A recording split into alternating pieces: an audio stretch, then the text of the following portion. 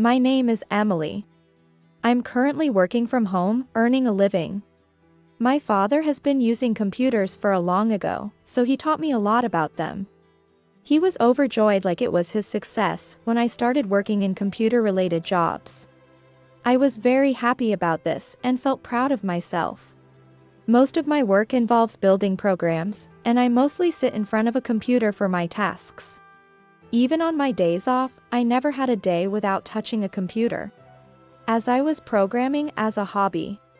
After some time, my company adopted remote work, and I, who was already working on a computer, switched to working completely remotely.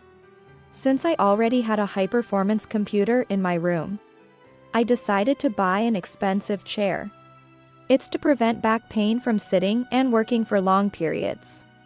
Gradually, my computer area became more equipped, but somehow, this made me the target of my brother's wife, Catherine. It all started when Catherine and my brother Ethan, who had been married for less than half a year, came to our house.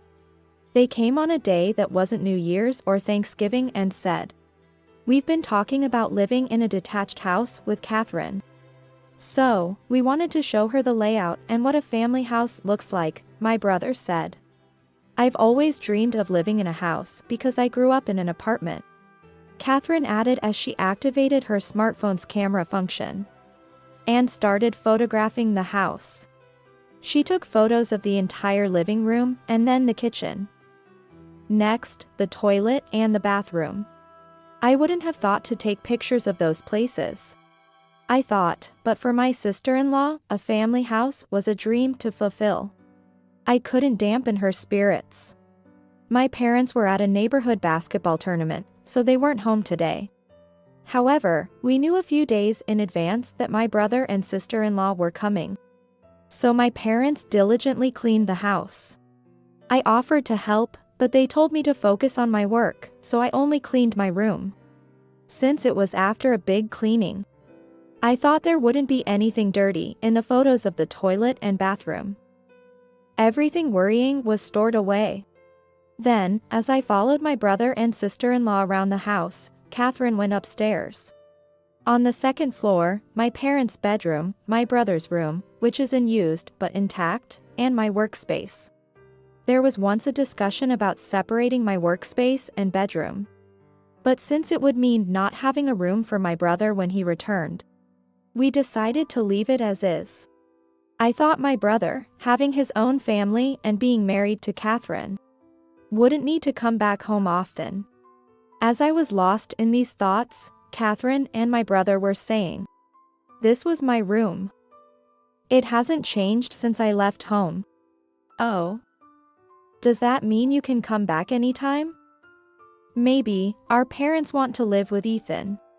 While I listened to their conversation, Catherine confidently opened the door to my parents' bedroom. I bet they never thought their bedroom would be shown to their daughter-in-law. In a rush, I said, "That's my parents' bedroom." But Catherine, while saying, "Oh, is that so?" activated her phone's camera and took a picture of the bedroom. I thought it was rude to take photos of someone else's bedroom, but I didn't say anything, fearing it might offend her. Then she opened the door to my room and started taking pictures. "What room is this?" "Your father's?" "No, this is my room." "What, Emily's room?" Catherine seemed very surprised, having already seen my parents' bedroom and seen a bed in this room. It was mine, but she seemed incredulous. "But, this computer and chair, they look really expensive. There are 3 screens for the computer, and the chair looks so robust. Is everything in this room yours, Emily?" "Yes, everything here is mine." As I nodded, Catherine's eyes widened even more. Maybe she was shocked to see how well-equipped my computer area was. She put her hand on her chin, thinking for a moment, then started snapping photos of my computer area and my bed. "Hey, Catherine. Don't you think that's a bit too much?"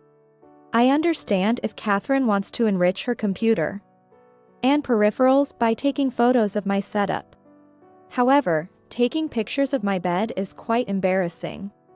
However, even when I tried to stop her, Catherine said, "It's fine, it's not like it's diminishing anything," and continued taking photos.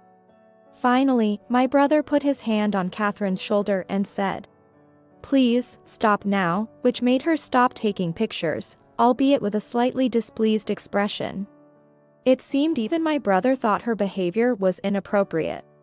After they left, he sent me a message on Messenger saying, "That might have been a bit rude, sorry." Honestly, it was more than just a bit rude. But perhaps Catherine already saw us as family and felt closer to us. For me, even though my brother and Catherine are married, she and I are still practically strangers.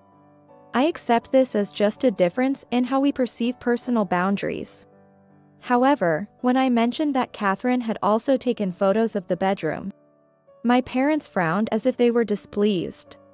Neither my brother nor I have entered our parents' bedroom often, let alone take pictures of it. My parents probably felt like their privacy was being intruded upon with dirty shoes. They seemed to not take it well and were telling my brother over the phone not to let it happen again. After that incident, Catherine stopped asking to see the house. But having taken the photos, she probably didn't need to visit anymore. Unbeknownst to us, she was planning something. One day, when my parents were out, Catherine came to our house. I was surprised to see her on the intercom monitor, expecting a delivery person. I opened the door in a hurry, and there she was with a suitcase. Had she fought with my brother and come to our house? No, if that were the case, it would be more comfortable for Catherine to return to her own family home rather than her in-laws. For me, living with Catherine, whom I feel a bit distant from, even for a few days, is somewhat disheartening. "Catherine, what's going on?" Without answering my question, Catherine just walked right into the house. As I stood there in shock, she sat down on the living room sofa and asked, "Are your father and mother not home? They're on a trip today and aren't home. I'm the only one here. My parents are expected back in 2 days," I told her. Was there something she needed from my parents? Perhaps Catherine was returning from a trip and came to give us some souvenirs. That would explain the suitcase. However, upon learning that my parents weren't home, Catherine looked at me intently and let out an exaggerated sigh. "Then, I'll just have to tell you directly, Emily. Can you just leave this house as soon as possible?" I didn't understand what she was saying and replied with a confused "huh?" Catherine sighed again and said, "Because, you're single, right? And unemployed. And yet, you're being spoiled by your parents, getting all those expensive things. It's unfair. The world isn't so sweet that you get money just for being alive." I really couldn't comprehend what Catherine was talking about. Indeed, I am single. That much I understand. But the part about being unemployed seems to be a misunderstanding. I was working in my room before Catherine arrived today. As I looked puzzled, Catherine clicked her tongue and showed me her phone's screen. It displayed a web page selling the same chair I had in my room, listed for a price similar to what I had paid. Catherine also showed me the sales page of the desktop computer I was using. "Everything in your room is so expensive." I was shocked to see that everything was pricier than the items in your parents' room. Well, the bed in your parents' room was expensive, but still. Did you look up the prices of things in my room without permission? I was horrified, realizing that the reason she took photos was to check the prices of the furniture.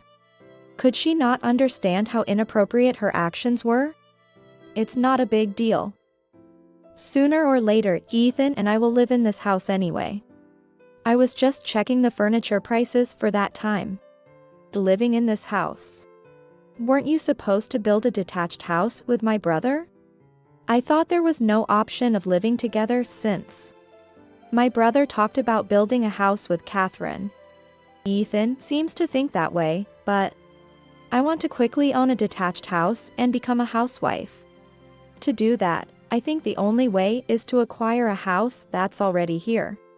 this house isn't old, so I thought it would be perfect. Catherine had yet to discuss the idea of living together in this house with my brother. That makes sense. If she had mentioned it, he would have likely opposed it. It's unimaginable for my brother to say he wants to live together while having a wife. I don't think living together is possible, you know? Yes, of course. With an unemployed like you here, I wouldn't have my room. That's why I want you to leave. After all, everything was bought by your parents, right? Leave the computer and chair behind. I'll use them. So, single and unemployed, hurry up and move out. It seems that no matter what I say, Catherine won't listen. She looks down on me. I promptly said, please wait a moment, and decided to call my brother, who was likely at work. When he heard Catherine was at our family home, he was quite surprised. And when I told him she was trying to drive me out to move in, he was silent for a few seconds before saying, I'll ask Catherine to go back home. Apparently, after getting a call from my brother, Catherine glared at me and said, don't think you can keep leeching off our brother and parents forever. Get out of this house right now, and then she stormed out, slamming the door behind her. I muttered to myself, but this house is in my name. Indeed, this house is under my name. I've been working from home and earning money, so I decided to build this house for my parents' later years. Now, we three live here together. My brother knows this, so he wouldn't consider living with us. However, Catherine, unaware of this, keeps calling me unemployed and trying to drive me out of my own house. Moreover, she plans to take over my room's furniture for herself. I can't allow that. When I told my parents about this after they returned, they both said, we can't tolerate that daughter-in-law anymore. I also learned for the first time that Catherine had been asking my parents for money behind our backs. She claimed they were struggling to live on my brother's earnings, or she wanted money for gifts for him. When refused, she'd start accusing them of mistreating their daughter-in-law. After seeing their messenger conversation, I realized Catherine's true nature and decided it was best to avoid her. At the same time, we discussed that it was necessary to tell my brother everything about her true nature. So, we invited my brother over while Catherine was at work and held a family meeting, where we decided on a plan. A month later, Catherine contacted me, even though I hadn't given her my contact details. She must have taken it from my brother's phone. She's truly unreasonable. The messenger message she sent said, it's been a month since then, even an unemployed like you could have moved out by now. I'm coming to that house now. If you're talking about the house you visited last time, I've put it up for sale. Please don't try to enter, it's empty, and entering without permission is trespassing. After I sent this, she quickly responded, apparently avoiding the scenario of storming into our former house unannounced. What do you mean? You sold the house. I couldn't stand your tyranny anymore. So I decided to move somewhere you don't know about. My parents moved with me. What's that supposed to mean? So you're still unemployed, leeching off your father and mother? I'm not an unemployed. Didn't my brother explain to you? Besides, that house was originally mine, bought under my name. There's no way you could have driven me out. Huh? How can an unemployed like you afford a house? My annual income is $700,000.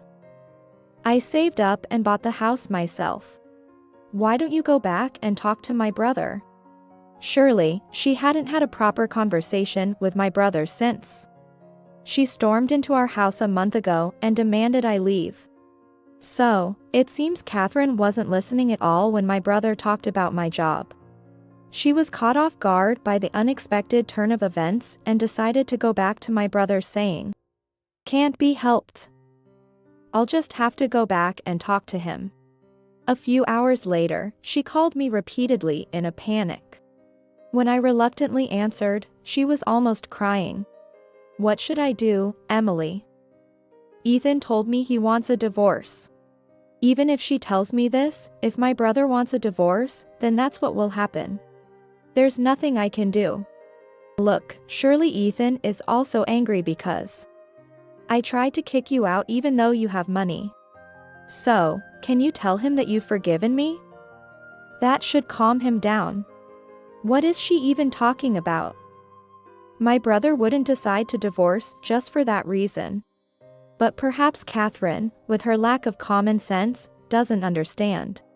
Well, I don't think that's the only reason my brother wants to divorce you. Eh? Then why? Your attitude towards me was unbearable, but more importantly, you spoke of moving in with us despite saying you'd build a house together, and you secretly asked my parents for money. That's what angered him. You did things to upset him without any discussion. How is that acceptable in a marriage? Even I would immediately consider divorce in such a situation. So, you're not going to be on my side, Emily. Why should I support someone who tried to kick me out of my own house? And take my computer and chair, a stranger to me? If I were to support anyone, it would be my brother. Please don't ask me for help. I said this and ended the call with her. My brother later told me she was very persistent in not wanting a divorce. Wondering why she was so against the divorce. My brother did some investigation and found out that Catherine had somehow racked up debts with multiple financial companies. Moreover, she had been repaying these debts using their savings for a future home. That explains it. She didn't want a divorce because she wouldn't be able to use their joint savings to pay off her debts. And the fact that she was in debt and using their savings for repayment would be exposed. Despite her pleas, my brother decided to divorce her and hired a lawyer. Her parents even came and apologized, forcibly bowing Catherine's head. Now, Catherine will be taken in by her parents and forced to work every day without rest to pay off her substantial debts. My brother returned to living alone. I offered for him to stay with me, but he declined, saying it would be awkward if I got a boyfriend. It seems like he's expecting me to get married too, so now that things have settled down, I'm thinking about starting to look for a partner.